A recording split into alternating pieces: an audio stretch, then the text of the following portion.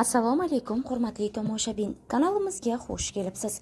Video roliklarimiz ostida bir dona like hamda podpisatsiya tugmachasini bosib qo'yishni yodingizdan chiqarmang.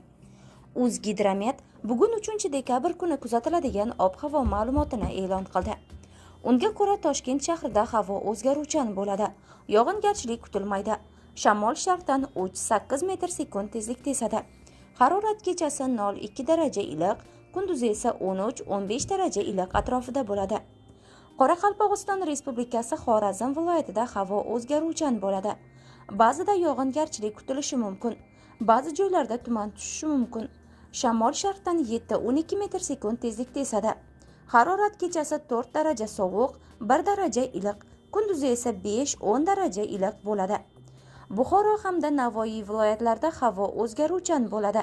Yog'ingarchilik kutilmaydi. Ba'zi joylarda tuman tushishi mumkin. Shamol sharqdan 7-12 metr/sekund tezlikda esadi. Harorat kechasi 2 daraja sovuq, 3 daraja iliq, kunduzi esa 10-15 daraja iliq atrofida bo'ladi.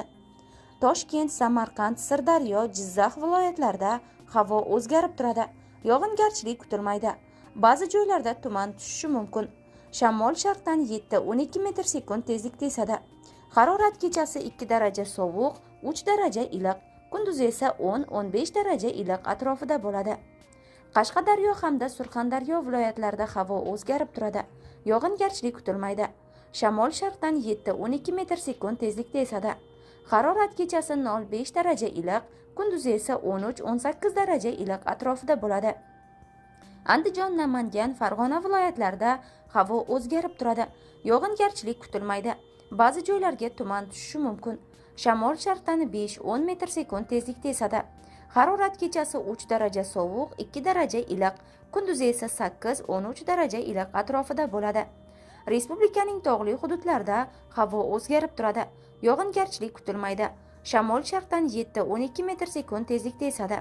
Harorat kechasi 2 daraja sovuq, 3 daraja iliq, kunduzi esa 5-10 daraja iliq atrofida bo'ladi. Hurmatli tomoshabin, sizga har kunlik ob-havo ma'lumotini birinchilardan bo'lib taqdim etishimizni istasangiz, video rolik ostida like tugmasini bosib qo'yishni yodingizdan chiqarmang.